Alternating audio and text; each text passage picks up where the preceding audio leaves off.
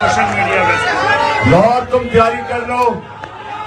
ये ईद की छुट्टियों में एक और ऑपरेशन करने वाले हैं, तो अभी से तैयारी हो जाए सारे, सब तैयार हो जाए। अच्छा जी, दूसरा सोशल मीडिया हमारा वेस्ट पंजाब। अच्छा, ये हमारी सोशल मीडिया की टीम वेस्ट पंजाब, इनको गलत फहमी है, न्यूट्रल्स को गलत फहमी है कि सोशल मीडिया अगर वो थोड़े लोग पकड़ लेंगे तो सोशल मीडिया में ये बच जाएंगे। कोई बच नहीं सकता, क्योंकि सोशल मीडिया अवाम की आवाज है। और बिहारी जी, बिहारी शाबाश। और गुजरावाला, ये सारा गुजरावाला, गुजरावाला ने वैसे बड़ा कमाल हमारी मार्च के अंदर जबरदस्त शिरकत की थी। उसके बाद पेशावर मुझे कमजोर नजर आ रहा है। पेशावर में मेरे ख्याल में कोई जुनून खत्म होता जा रहा है पेशावर में। और मर्दान,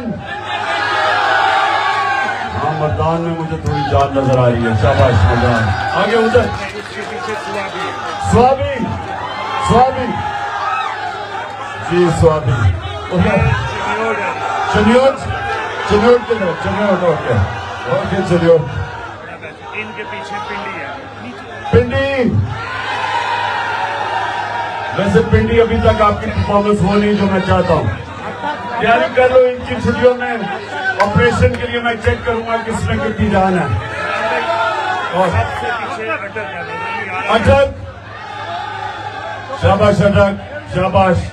अच्छा जी, आप अपनी बात शुरू करने से पहले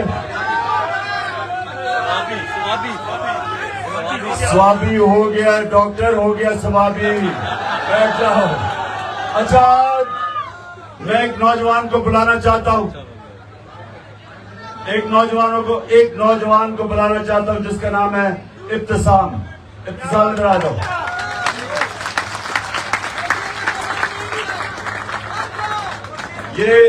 अब ये सुनो, जरा इसको देख लो, ये देखो, चुप करके जरा इस नौजवान को देखो।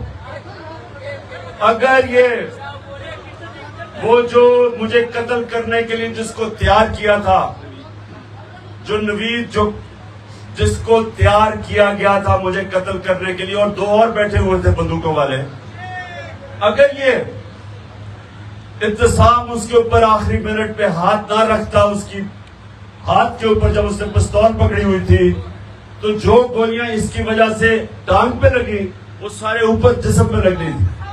तो ये साथ भी ये मेरी जान बचाई है, मेरी नहीं, और भी जितने, सुनो, और भी जितने ऊपर कंटेनर में 11 लोगों को गोलियां लगी, सारों को नीचे गोलियां लगी, क्योंकि इसकी हाथ की वजह से उसकी बंदूक नीचे गई और गोलियां हम सब के नीचे लगी।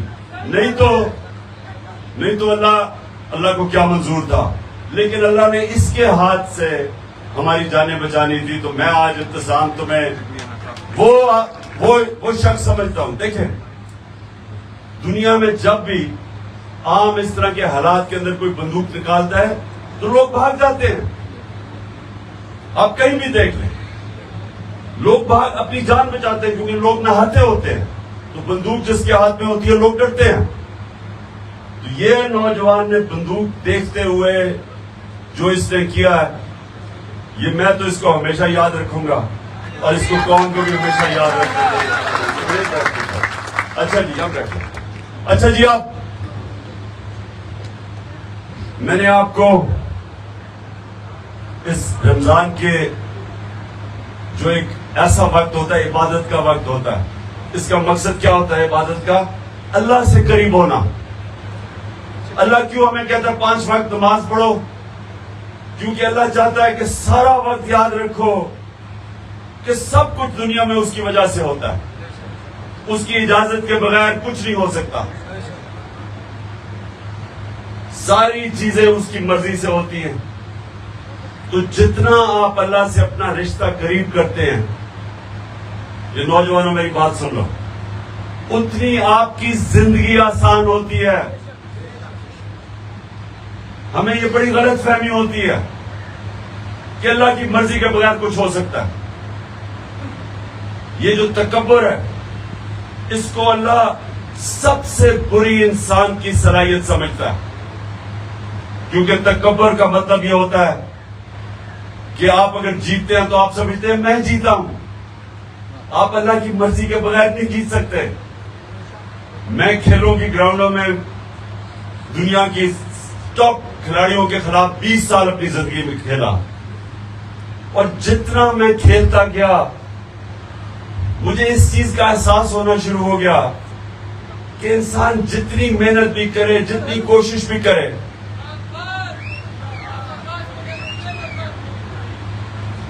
जितनी भी इंसान कोशिश कर ले, वो एक लेवल से ऊपर वो नहीं जा सकता।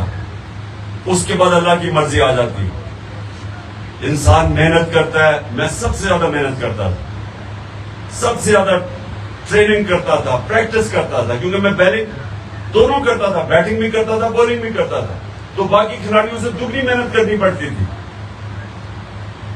लेकिन जब मैं अपने अरूज पे भी पहुंच गया, अपनी सलाहियतों के सबसे ऊपर, तो तब भी मुझे एक चीज का एहसास हो गया कि मैं जितना भी कर लूं, एक सदा के बाद मेरे हाथ से फिर गेम चली जाती थी। मैं आपको मिसाल देता हूं। हमारा था लाहौर में सेमीफाइनल वर्ल्ड कप का, 87 सेमीफाइनल। पाकिस्तान फेवरेट थी वो वर्ल्ड कप जीतने के लिए। सबका ख्याल था कि पाकिस्तान सबसे फेवरेट टीम थी। तो हम सबसे पहले सेमीफाइनल में पहुंच गए। हमने वो वेस्ट इंडीज को भी हरा दिया, जो उस वक्त की सबसे बड़ी, सबसे ताकतवर टीम थी। अब सेमीफाइनल के मैच से पहले मैं अब रात को सोच रहा हूं और कैलकुलेट कर रहा हूं कि अगर वो ऑस्ट्रेलिया के खिलाफ मैच था, मैं कहा अगर वो ये करेंगे तो मैं ये करूंगा। मैं सारी ऑस्ट्रेलियन टीम को जानता था, क्योंकि मैं ऑस्ट्रेलिया क्रिकेट खेल के आया था, उनकी लीग शेफील्ड शील्ड खेल के आया था, तो मैं उनके सारे खिलाड़ियों को जानता था। तो मैं सोने से पहले अपने ज़हन पे एक्सरसाइज कर रहा था कि जो भी अगर वो ये मूव करते हैं तो मेरे पास ये खिलाड़ी है, अगर वो ये करते हैं तो मैं ये करूंगा। तो सोने से पहले मैं इस नतीजे पे आ गया कि वो जो भी करें तो मैं उनको हरा दूंगा। यानी मैं इस नतीजे पे सुने तो मैं टेक्निकली मैंने हर चीज सोची कि मैंने कहा ये कैसे जीत सकते हैं। तो मैं ज़हन में सारी, जब उनकी मैंने ताकत कमजोरी, अपनी टीम जो विकेट थी, लाहौर की विकेट थी, मुझे बड़ी अच्छी तरह उस विकेट का पता था कि वो कैसे खेलती है। तो सारा कुछ जायजा लेके मैं रात को सोने से पहले आखिरी मेरी सोच थी कि ये हमें अब हरा नहीं सकते, क्योंकि हम हर तरह इनके ऊपर हावी हो गए। अब ये सुने अगले दिन क्या होता है। अगले दिन जाते हैं, मैच से पहले जो एक मेरा खिलाड़ी होता है उसको इंजरी हो जाती है। अब ये मेरे हाथ में नहीं था। उसके बाद जब मैच शुरू होता है तो एक उसके बीच में 2 खिलाड़ियों की इंजरीज हो जाती हैं। अब ये भी नहीं मैंने सोचा था। हमारे विकेट कीपर के गेंद लगती है, वो बेचारा बाहर चला जाता है।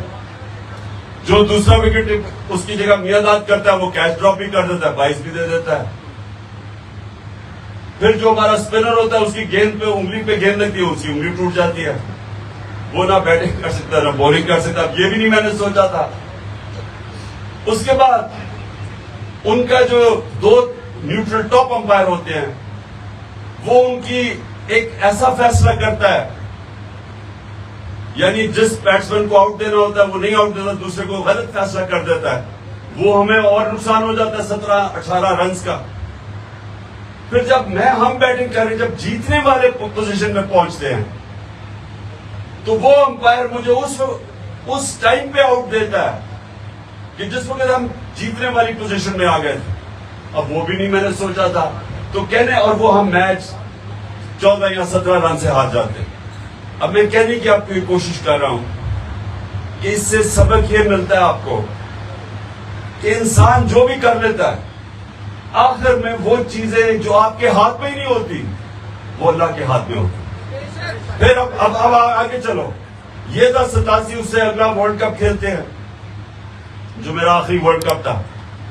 अब सेमीफाइनल मैच हो रहा होता है, ये सुने जरा गौर से, न्यूजीलैंड के साथ हमारा सेमीफाइनल का मैच हो रहा होता है।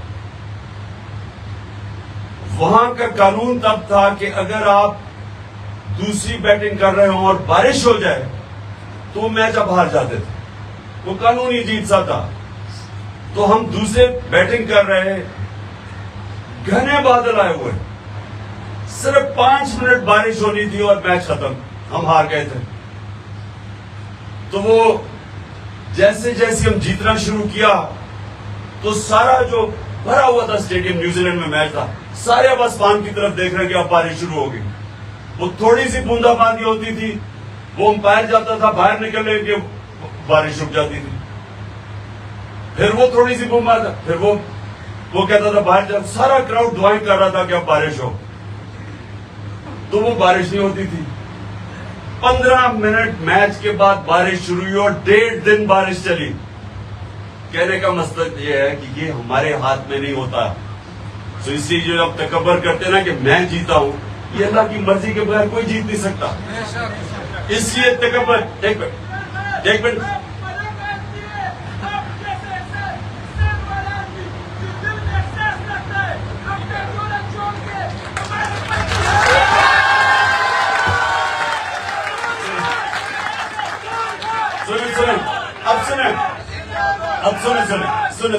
अब सुने, देखिए, अब सारे कहते हैं कि जनाब सारी जमातें आपके खिलाफ हैं, आज इलेक्शन कमीशन आपके खिलाफ है, और जो न्यूट्रल है वो भी आपके खिलाफ है, न्यूट्रल नहीं है। सब ये कह रहे हैं कि जनाब इन्होंने इलेक्शन में धांधली भी करनी है, इन्होंने आपको जीतने भी देना, और पकड़ दकड़ हो रही है इस वक्त। जो तहरीक इंसाफ का कोई सामने आता है उसको पकड़ के जेल में डाल देते हैं। 3000 हमारे 3000 कारकुनों को जेलों में डाल दिया। खौफ फैलाया हुआ है कि अभी जनाब ये ईद के ऊपर इमरान के घर की छुट्टियों पे या हमला फिर से करने वाले हैं। वो सुने और मैं कुछ और अब और ऊपर से सुने तो सही, सुने और ये कह रहे हैं, और वो कह रहे हैं कि इमरान के ऊपर कांटा डाल दिया है। लेकिन ये सब वो लोग हैं जिनको ये नहीं पता कि ऊपर सबसे बड़ी सुपर पावर बैठी हुई है। जब वो आपके साथ खड़ा हो जाता है तो कोई दुनिया की ताकत आपको शिकस्त नहीं दे सकती। जब जंगे बदर 313 मुसलमान हर के पास तलवार नहीं थी कि उन्हें डंडे पकड़े हुए थे। जंगे बदर में ये सुन लो, उनके 1000 फौजी ऊपर से घोड़े को भी सवार, जदीद हथियार 1000। तो किसने समझा था कि वो जीत जाएंगे? जंगे खंदक में 10,000 फौज लेके आए, मुसलमान थोड़े से थे, और जैसे मुसलमान अल्लाह ने उनको वहां से बचाया एक आंधी, तो वो भी ये समझ रहे थे मक्का के कुरैश की अब ये हरा देंगे हम इनको। ऐसी आंधी चलती है, ऐसी ठंडी हवा चलती है कि वो सारी की सारी फौज पसपा होकर वापस चली जाती है। तो ये याद रखिए कि अल्लाह भी है, ये हमें गलत फहमी है। सिर्फ ऊपर वाला आपसे चाहता है कि उस पे ईमान रखो। इया का नाबुदु व इया का नस्ताईन, अल्लाह तेरी इबादत करते हैं, तेरे से मदद मांगते हैं। अच्छा, और अब सुनो मेरी बात, सुनो, अब सुने 5 मिनट रह गए, उसके बाद हमने दवा कर दी है। अब मैं आपको एक बात आखिर में बात करता हूं। देखो मेरे नौजवानों, ये याद रखना कि अभी इसने जो शुरू में अल्लाह का कलाम पढ़ा था, नजम ने जो भी आपसे पढ़ा था, कि मैं क्या जरा था और मुझे उठा के अल्लाह ने आफ्ताब बना दिया, या आफ्ताब के उस यानी उस अरूज पे ले गया। इसका मतलब क्या है कि आपने सब ने एक चीज सीखनी है। मेरे से एक चीज सिर्फ सीखो कि मैं सिर्फ कामयाब एक वजह से हुआ हूं, इधर तक जो पहुंचा हूं, एक वजह से, क्योंकि मैं एक आजाद इंसान हूं। मैंने कभी किसी की गुलामी कबूल नहीं की,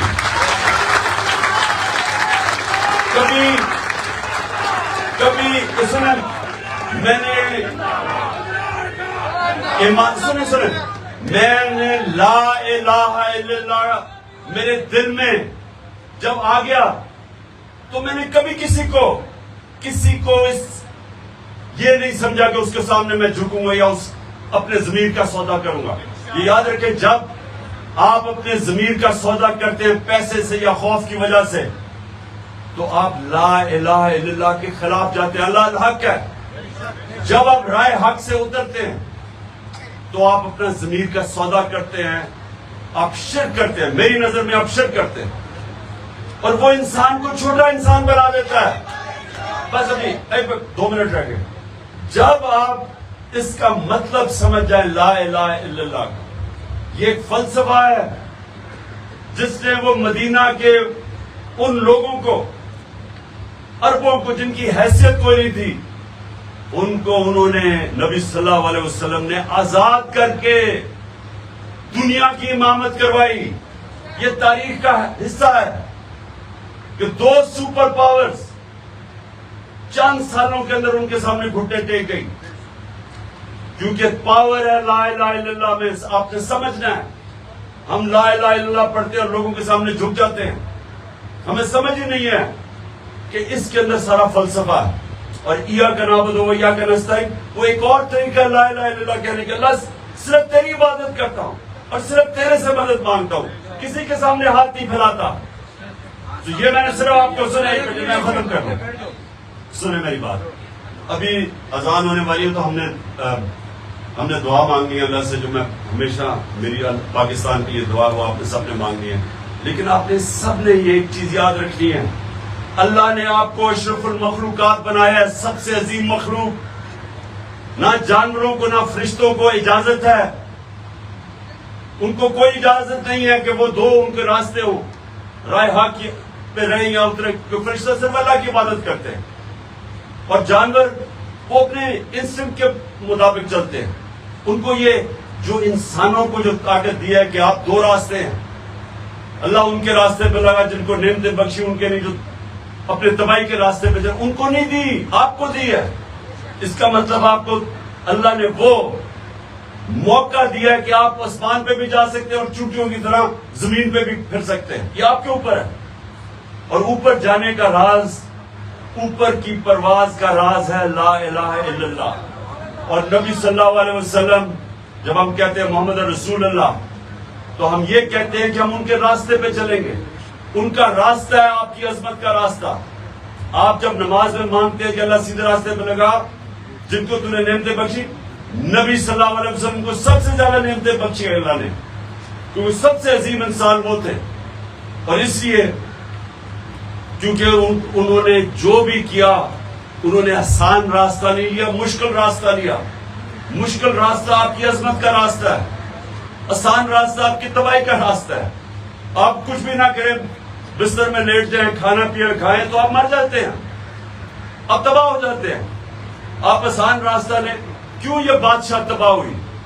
बादशाह क्यों तबाह हुई? क्योंकि बादशाह के जो बच्चे थे वो इतनी आराम में पले, इतनी आसान जिंदगियां थी कि वो आहिस्ता आहिस्ता खत्म हो गए। जमहूरियत क्यों आगे निकली? क्योंकि मेरिट के ऊपर लीडरशिप आती थी, यहां खून के ऊपर आती थी।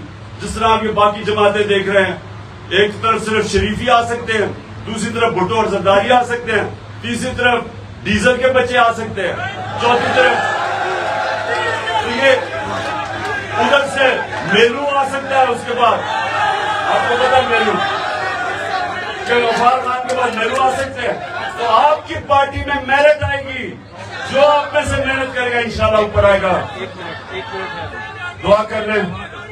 क्या कह रहे हो तुम जल्दी?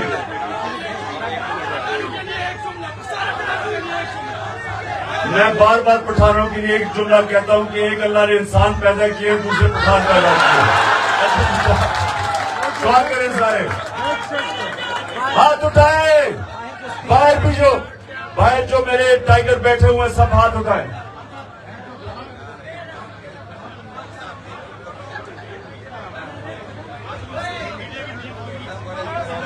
शाबाश। सोशल मीडिया अदब में डरना नहीं है, कोई खौफ किसी से ना रखना, कोई कुछ नहीं कर सकता किसी का। अच्छा डर जाओ, बैठ जाओ। ये क्या है? अच्छा जी, हाथ उठा के दुआ करें कि अल्लाह पाकिस्तान को मदीना के रियासत के असूलों पे एक अजीम कौम बना। अल्लाह पाकिस्तान में जो सबसे ज्यादा जरूरत है अदल और इंसाफ पैदा कर। और अल्लाह पाकिस्तान को वो मुल्क बना जिधर कोई इंसान भूखा ना सोए रात को। और जो खास तौर पे यहाँ जो बैठे हैं गुजरात में भी ये होता है, और मेरे ये जो हमारे पश्तून हैं और खास तौर पे कबायली वाले, कबायली इलाकों वाले, कि इनको क्योंकि वहां नौकरियां नहीं मिलती, इनको बाहर बाहर नौकरियां ढूंढने जाना पड़ता है, बीवी बच्चों से दूर, माँ बाप से दूर। तो हम वो पाकिस्तान चाहते हैं कि अल्लाह हमारा वो पाकिस्तान बने, इतनी खुशहाली हो उस पाकिस्तान में कि बाहर से लोग पाकिस्तान में नौकरियां ढूंढने आए। आमीन आमीन आमीन।